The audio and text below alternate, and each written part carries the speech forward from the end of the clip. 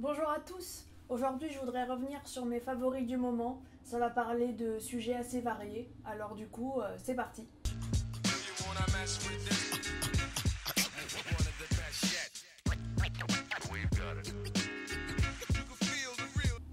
Pour commencer, je voudrais parler d'une série que je conseille à tout le monde autour de moi en ce moment. C'est une série Netflix qui s'appelle Mindhunter. Le pitch, c'est qu'on suit Holden Ford dans les années 70, qui travaille au FBI et qui veut mettre en place une cellule pour essayer de travailler, d'étudier le comportement, la psychologie, la sociologie des serial killers. Alors je le mets entre guillemets parce qu'en fait le mot va apparaître à cette époque-là. Jusqu'alors on n'avait pas encore de terme pour définir cette méthode, ce modus operandi des killers. Et en fait, ce qui est assez intéressant, c'est que ça se passe à une époque aux États-Unis où en fait on était encore persuadé qu'il y avait deux catégories d'individus qui naissaient dans le monde, les gens bons, les gens mauvais, donc une vision totalement noir-blanc, manichéenne des êtres humains, ce qui est assez fascinant en fait de penser qu'on raisonnait encore comme ça dans les années 70. Et donc leur initiative est assez mal vue en fait, on comprend pas trop, donc dans la série, on comprend pas trop pourquoi ils veulent faire ça.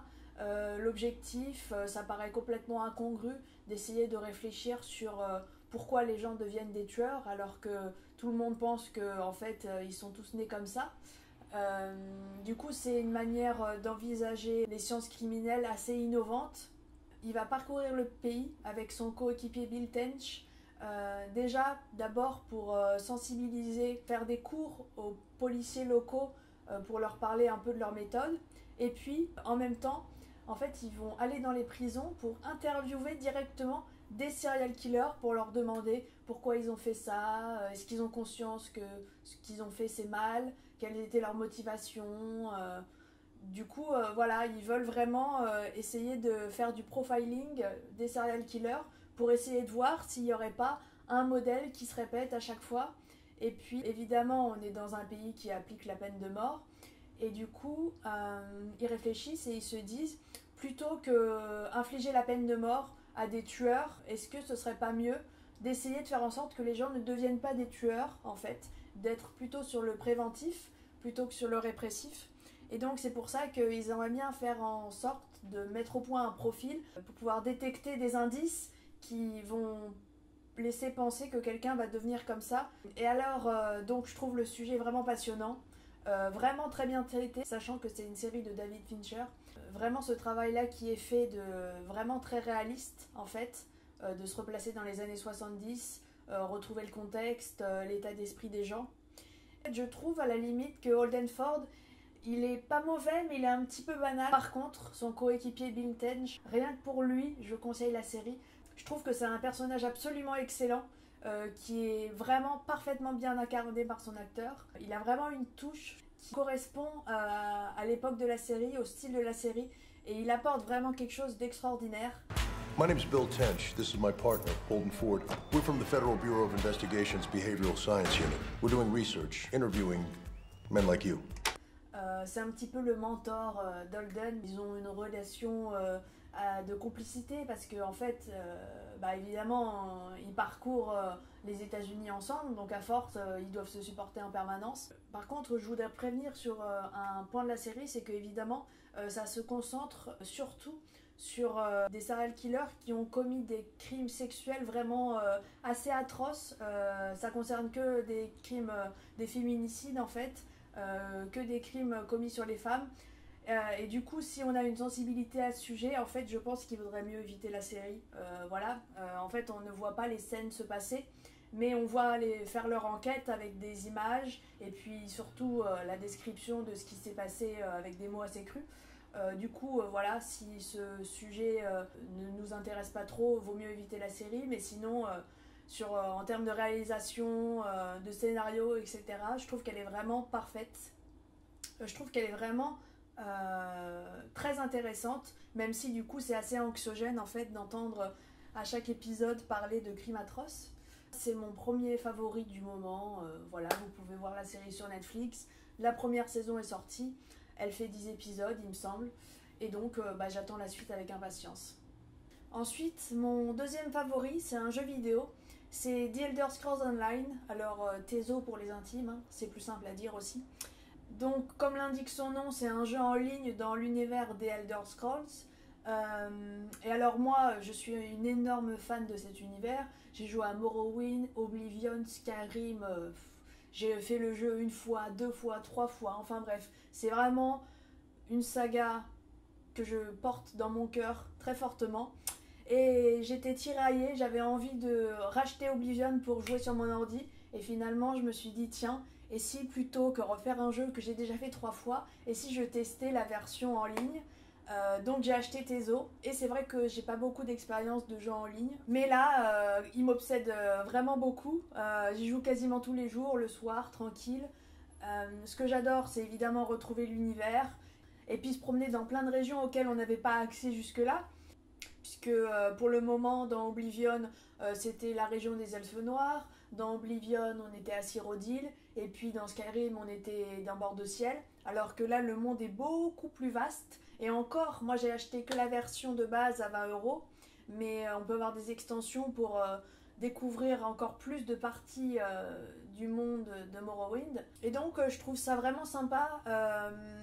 Ce jeu en ligne, parce qu'en fait je trouve que justement le côté multijoueur est pas trop présent. On peut se promener, faire nos quêtes sans croiser personne, et puis en même temps quand on se retrouve dans les grandes villes, on voit souvent des joueurs, puis on peut faire des donjons à plusieurs en fait, ce qui est assez pratique quand on débute, quand on est dans un petit niveau et qu'on veut développer un peu nos caractéristiques. C'est quand même mieux d'être à plusieurs, donc là c'est assez appréciable. Ou alors on se retrouve dans une grotte infesté d'ennemis, et là c'est toujours mieux d'être à plusieurs.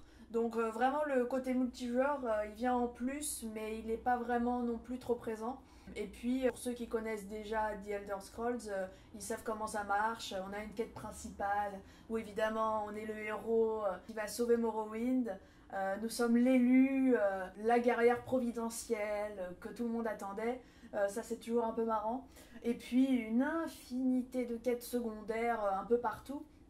Donc on est en permanence occupé, il y a toujours des donjons à faire, des grottes à explorer, des trucs à aller chercher un peu sur les 4 coins de la carte. Donc c'est vraiment très prenant, j'adore l'ambiance du jeu, même si j'ai quelques points négatifs.